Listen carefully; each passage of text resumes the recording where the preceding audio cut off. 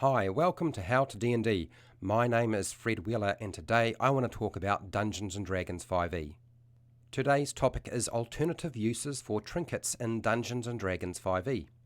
The introduction of trinkets into Dungeons & Dragons 5e was through the Player's Handbook that gave characters something unique in their pack and stocked dungeon rooms and creatures pockets for dungeon masters.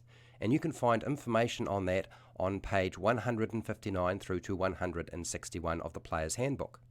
Here are a few different ways that trinkets can be used by players and dungeon masters in their Dungeons & Dragons 5e games. Players can incorporate the trinket they get at first level into their character's backstory to give them more depth. The trinket can be a trophy a character or an NPC or non-player character gains after defeating an enemy in battle or exploring a location. A trinket can be an item a character finds or is given by an NPC with a mystery attached to it that they need to solve.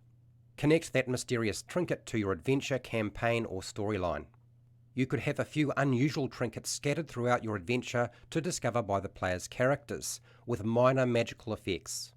Strong magic is not recommended, but you could have trinkets imbued with cantrip level utility magic, or some sort of minor magical property that can be found in the Dungeon Master's Guide on page 143. Don't get carried away with magical trinkets and avoid combat features, because you do risk characters becoming too powerful. Trinkets can act as a port key or portal key to another world or location when the item is held and the activation word is spoken. If you are running a Ravenloft campaign, some trinkets could be used as a mist talisman to travel from one domain to another domain if you wanted to. Trinkets can also be used as talismans that bring luck to the bearer. Give the trinket advantage on a specific ability or skill check that relates to that item. You could have a trinket that is a memento or keepsake for a character or a monster that reminds them of a near-death experience. When the adventure has a criminal trying to hide a crime like murder or burglary, a trinket might be the evidence required to solve that crime.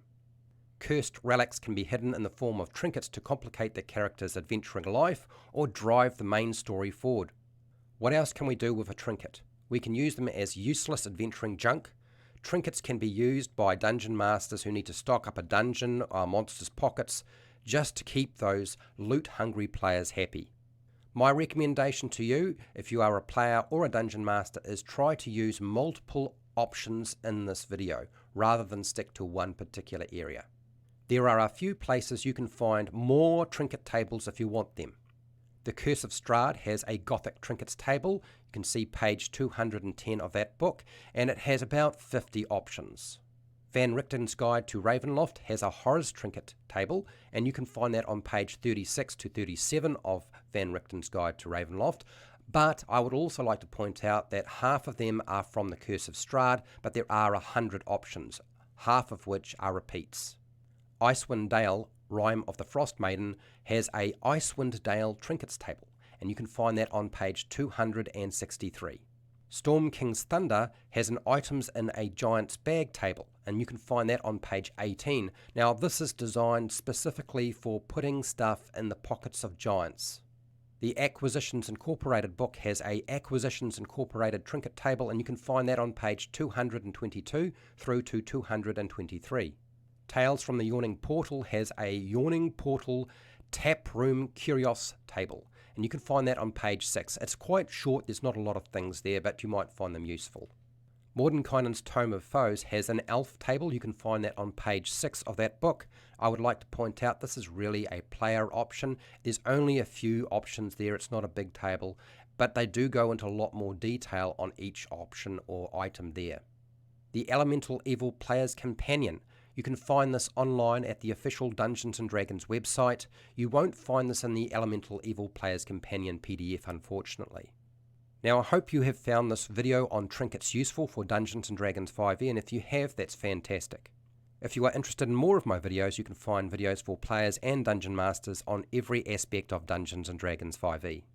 If you want to support the channel so I keep doing video content like this, you can through Patreon, the Amazon affiliate links down in the description, the merchandise shelf underneath all of my videos, or just watch my videos, that's fine too.